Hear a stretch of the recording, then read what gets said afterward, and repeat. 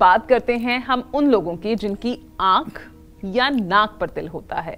अब ऐसे लोगों का स्वभाव कैसा होता है और क्या इन्हें जल्दी सफलता मिल जाती है या फिर उनका पूरा जीवन ही कष्टों में बीतता है, संघर्ष करते हुए बीतता है? चलिए इस बारे में पंडित जी से जानते हैं। पंडित जी बताइए, तिल के बारे में आजकल अब आज का ये विषय हमने चुना है, तो पंडित जी क्या आप कहेंगे जिन लोगों के चेहरे पर या नाक पर जिनके तिल होता है? देखो पूजा, ऐसा है, हमारे कुछ दर्शक ये सोच रहे होंगे कि भला तिल का ज्योतिष से क्या संबंध है।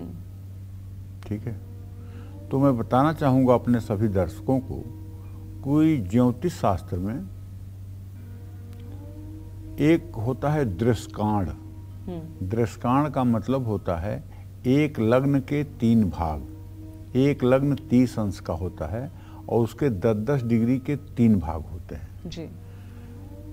अगर कोई व्यक्ति लग्न के प्रथम दृष्कांड में माने 10 डिग्री के अंदर पैदा हुआ है तो उसके शरीर के चिन्ह और लक्षण जो होंगे वो सर से लेकर के गर्दन तक होंगे जी।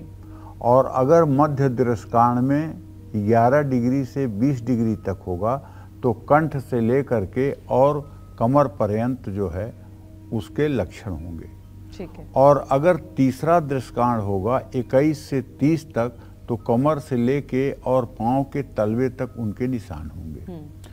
तो जन्म कुंडली को देखने के बाद लग्न से लेकर के सप्तम का आधा भाव ये दाहिना हिस्सा है और सप्तम से लेकर पुनः लग्न तक ये बायां हिस्सा है। जिन स्थानों पर मंगल, शनि या राहु हो, मंगल, शनि, सूर्य या राहु हो, जैसे मंगल होगा तो लाल तिल होगा, शनि होगा तो काला तिल होगा और राहु होगा तो कटे का निशान होगा, चोट लगी होगी, ऑपरेशन हुआ होगा, घाव का निशान होगा, कुछ जरूर होगा।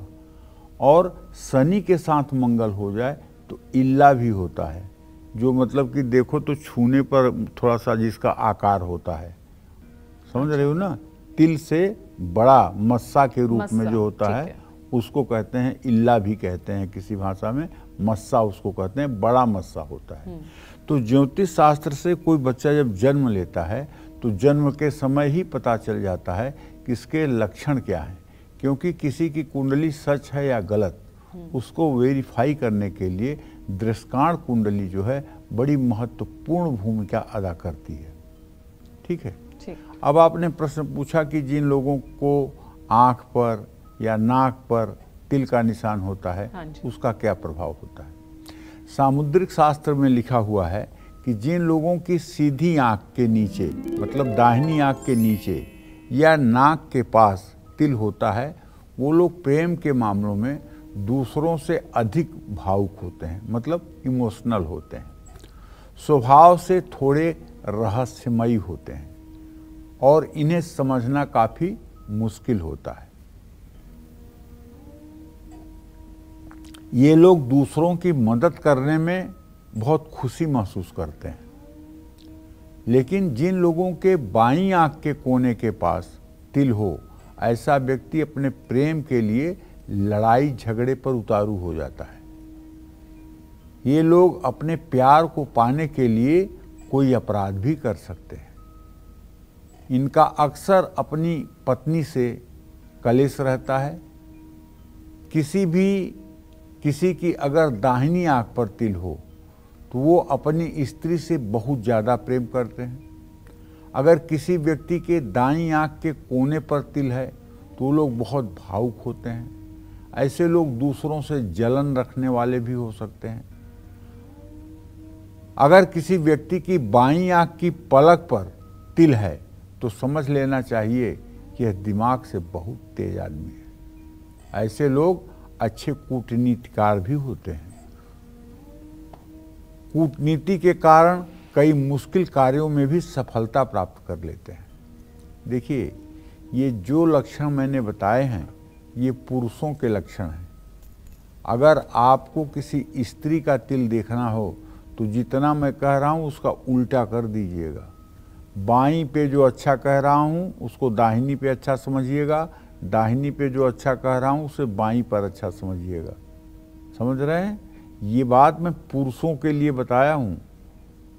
महिलाओं के बारे में जैसे एक सीधी सी बात है कि पुरुष की दाहिनी नीचे वाली आंख अगर फड़के तो शुभ होता है। दाहिने आंख के कोने में अगर फड़कन हो पुरुष के तो धन लाभ होता है। दाहिनी आंख के कोने में अगर फड़कन हो तो शुभ समाचार मिलता है, और दाहिनी आंख अगर ऊपर फड़के तो दुख का समाचार मिलता है। इसी तरह से महिलाओं की बाईं आंख अगर नीचे फड़के तो शुभ संदेश है, बाईं आंख कोने में फड़के तो धन लाभ होता है, बाईं आंख यहाँ कोने में फड़के तो शुभ समाचार मिलता है, बाईं आंख ऊपर फड़के तो अशुभ होता है। ये बात ध्यान रखना चाहिए। महिला और पुरुष के फलादेश में इतना अंतर जरूर है। अगर एक ही बात को आप लागू करेंगे, पुरुष जैसी बात लागू करेंगे तो वो लागू नहीं होगी। जय मां विंध्यवासिनी।